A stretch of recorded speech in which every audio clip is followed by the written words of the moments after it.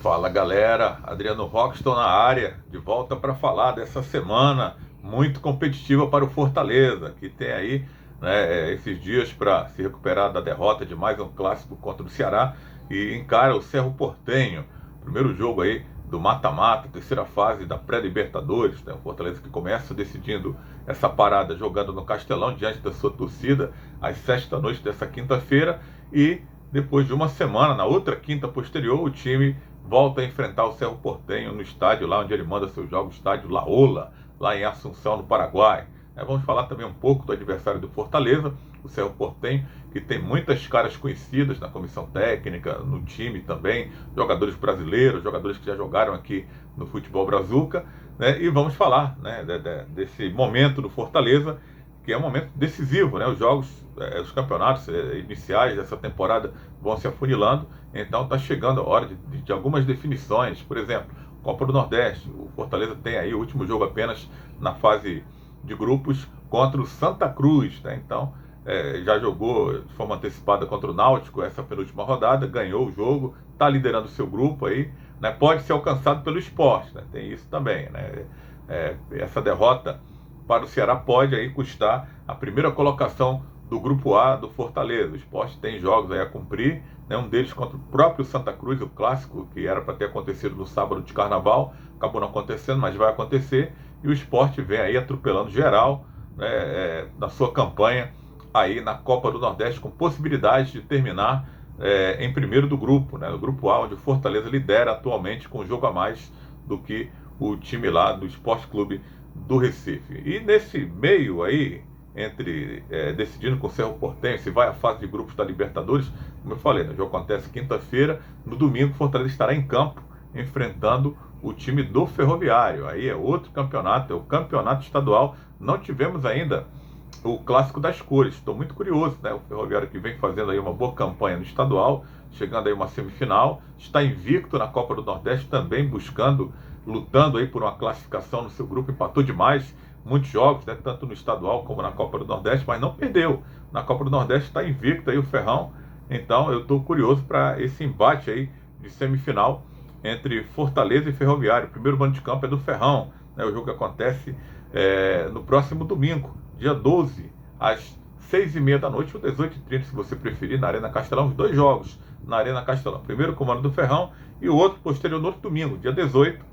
O Fortaleza enfrenta no jogo da volta, né, o Ferroviário pelas semifinais do Campeonato Cearense. Esse jogo, o jogo da volta, será no domingo, também às 6h30 da noite ou 18h30. Até lá o Fortaleza já saberá se irá disputar a fase de grupos da Libertadores ou se vai disputar a fase de grupos da Copa Sul-Americana, porque, como todo mundo sabe, o Fortaleza está garantido aí já numa disputa de mais 8 jogos numa fase de grupos ou da Libertadores, caso ele supere o Cerro Porteño, ou em não superando, em perdendo a disputa para o time paraguaio, ele vai disputar aí a fase de grupos da Copa Sul-Americana. Um din-din vai pintar aí na conta bancária do tricolor, né? Claro que se for a Copa Libertadores o dinheiro é melhor, né? Então o tricolor vai lutar aí para superar o Cerro Porteño e deve ir com seu time principal. Acabou poupando, estratégia do treinador Vojvoda, poupar aí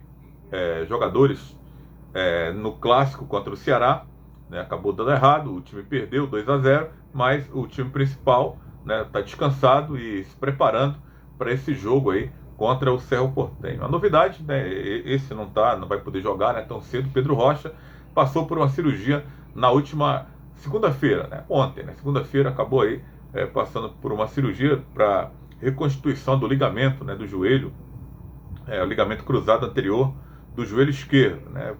Parecia que não era nada naquele jogo contra o Bahia, na vitória de 3-0 do Fortaleza em Salvador, né, pela Copa do Nordeste, mas custou aí a temporada para o Pedro Rocha, que acabou passando pelo processo cirúrgico na segunda-feira, recebeu alta na tarde dessa terça-feira, tudo correu bem. O Fortaleza divulgou que o protocolo de recuperação com a equipe do Departamento Médico do Fortaleza já começou. A previsão da recuperação da lesão é em torno de 8 meses. Então, se operou agora, né, em março, vai ser difícil ele jogar ainda essa temporada, né? Possibilidades remotas nas últimas rodadas do Campeonato Brasileiro, quem sabe ele voltar ali numa situação também, ninguém sabe como estará o Fortaleza, né? Se dá para ele voltar, vai ganhar um ritmo de jogo, já para pensar na outra temporada, já que ele tem contrato com o Fortaleza até o final de 2024. Então, o Fortaleza tem que ir aí ao mercado buscar aí uma peça de reposição, porque não vai poder contar com esse jogador aí nessa temporada. É lamentável, que é um jogador de muita qualidade, e eu confiava muito, né, que ele iria dar o que falar ainda em alguns jogos importantes do Fortaleza, na Libertadores, do Campeonato Brasileiro, ainda estava aprimorando a forma física.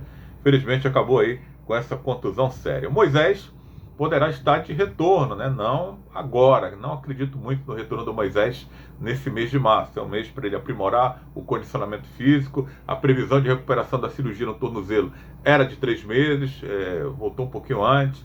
Então acredito que esse mês de março seja um mês para ele recuperar a forma física, para lá em abril, né, quem sabe, começar aí a entrar nos jogos devagarinho, né? O Fortaleza vai jogar aí a Sul-Americana ou a Libertadores, a gente espera que seja a Libertadores, ele pode voltar aí a ajudar o time no mês de abril, vai ter o início do Campeonato Brasileiro, enfim, né, o Moisés pelo menos, né, está garantido o seu retorno aí nessa temporada. A questão do Lucas Esteves, né, que está no departamento médico, não deve estar à disposição para essa partida contra o Cerro Porteño de meio de semana. Jogador que vem dando azar, né, acabou aí não mostrando ainda um bom futebol, a não ser aquela boa impressão da vitória contra o CSA pela Copa do Nordeste, mas é um jogador que ainda precisa mostrar futebol no Fortaleza. O Bruno Pacheco é o dono da posição hoje, ele é mais jovem, né, vai tentar aí, né, com a recuperação, tentar encontrar aí uma oportunidade para jogar aí como lateral esquerdo. Enquanto não volta, o Bruno Pacheco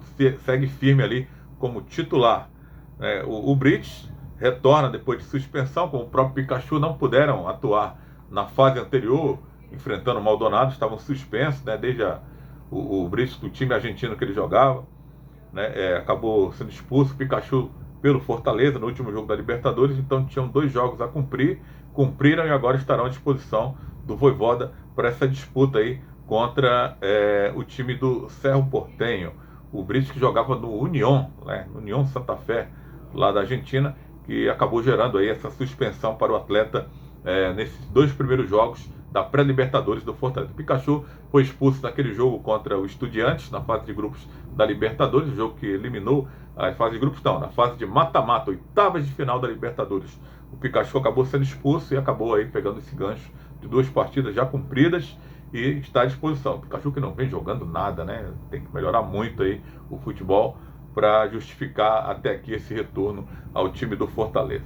E o lateral Dudu é dúvida. Eu não sou médico, não sou especialista, mas pela pouca experiência que nós temos aí no futebol, mais ou menos 20 anos que a gente acompanha jogos, né, trabalhando como jornalista esportivo, da forma que ele saiu contundido, né, andando com dificuldade, pegando ali no músculo da perna, imagino que o Dudu não deva estar aí à disposição para essa primeira partida contra o Cerro Porteño. O clube até agora não divulgou, né, como está a situação do Dudu, mas eu particularmente não acredito que ele estará à disposição. Seria uma surpresa muito grande para mim se ele estiver à disposição aí, né, dessa partida. Jogador importante que entra no segundo tempo, dá um gás a mais ali, né, depois que o Tinga, né, morre no segundo tempo, né, o gás acaba, né, o Tinga que agora vai ficar aí aos cuidados dele, aí a lateral direita, às vezes até joga junto ali, faz uma dobradinha, joga mais adiantado, jogador versátil, pode jogar também no meio campo. Vai fazer muita falta o Dudu aí nessa partida, se realmente for confirmado aí ele como desfalque por conta dessa lesão no Clássico Rei ainda no primeiro tempo. Acho difícil a participação dele. Vamos falar do Cerro Porteño, no Cerro Porteño que está chegando em Fortaleza com caras conhecidas, time que foi fundado em 1912, hein? É mais antigo que o Fortaleza e é veteraníssimo em participações na Copa Libertadores da América. Tem 41 participações o time do Cerro Porteño, porém nunca ganhou título, né, da Libertadores, nunca chegou nem à final, chegou no máximo à semifinal, mas é um time que tem muito know-how, né, não pode não ter tanta qualidade assim no momento, na minha opinião, na minha visão, mas tem caras conhecidas, né, começando pelo técnico, o Francisco Arce, né, quem não lembra do lateral direito Arce, que vestiu a camisa do Grêmio, do Palmeiras, paraguaio, na seleção paraguaia também, em algumas Copas disputadas, já está desde 2020 no comando técnico do Cerro Porteño. Ele que é um ídolo como jogador também do clube, né? O Cerro Porteño, que é uma das maiores torcidas lá do Paraguai, apesar de não ter conquistado o título da Libertadores, mas é uma das equipes mais queridas ali, né, no cenário paraguaio. Está invicto, hein, na temporada, não perdeu ainda, hein? São 2 vitórias e 4 empates. Isso lá no Campeonato Paraguaio. É o 4º colocado do momento, mas aí na disputa de pré-libertadores acabou ali jogando contra o Curicó do Chile e acabou eliminando com 2 vitórias por 1-0.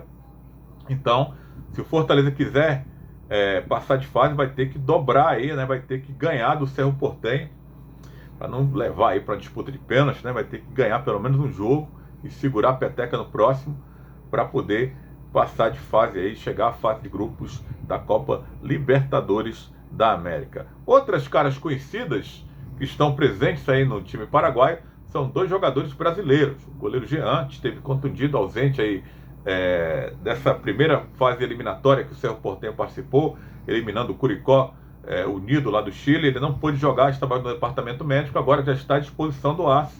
Não sei se será titular contra o time do Fortaleza, mas pelo menos no grupo estará, né? Como o Eduardo Brock, jogador que já atuou pelo time do Ceará, foi para o Cruzeiro, foi capitão do Cruzeiro, muito querido pela torcida, e aceitou uma proposta aí para defender o Cerro Porteño, que irá disputar a Libertadores. Justamente pesou aí para que o Eduardo Brock pudesse trocar o Cruzeiro, né? A torcida querendo que ele ficasse, mas o Cruzeiro também não fez tanto esforço para ele continuar, não. Tem moral com o torcedor, mas não tem tanta moral assim com a diretoria do clube. Acabou aí aceitando a proposta do Cerro Porteño e deve reforçar aí. Não pôde jogar por trâmites burocráticos também contra o Curicó, mas vai poder atuar contra o time do Fortaleza.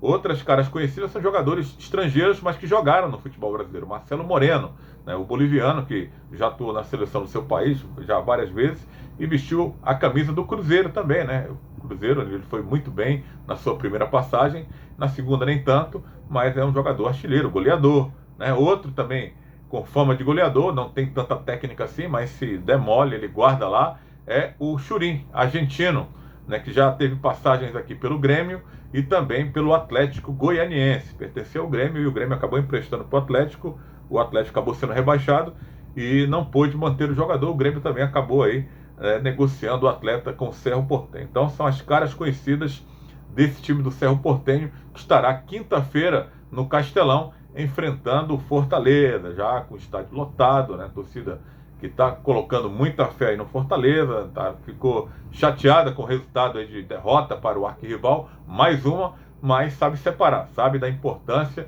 do peso desse jogo, de uma vitória do Fortaleza contra o Cerro Porteño, aí na largada dessa fase aí, preliminar da Copa Libertadores da América. Uma vitória boa, uma vitória importante, pelo menos de 2-0, 2 gols de diferença, para dar aí, né, uma força para o Fortaleza poder suportar a pressão paraguaia no jogo da volta. Então é isso, galera. A gente torce muito para que dê certo aí para o Leão, para o Tricolor, passar de fase, chegando aí à fase de grupos da Copa Libertadores da América. Se inscreve no canal, é de graça, você não paga absolutamente nada e fortalece aqui o canal do Rockston, né? E deixa a sua curtida, esmaga o like aí com força para que o nosso vídeo possa chegar para mais pessoas. Acompanhe meu trabalho também no programa Futebol Alegria, que vai ao ar de segunda a sexta-feira pela TV Metrópole, canal 16.1, sempre com a apresentação do Kleber Tubarão e os nossos comentários. Já estamos na 4ª temporada, desde 2019.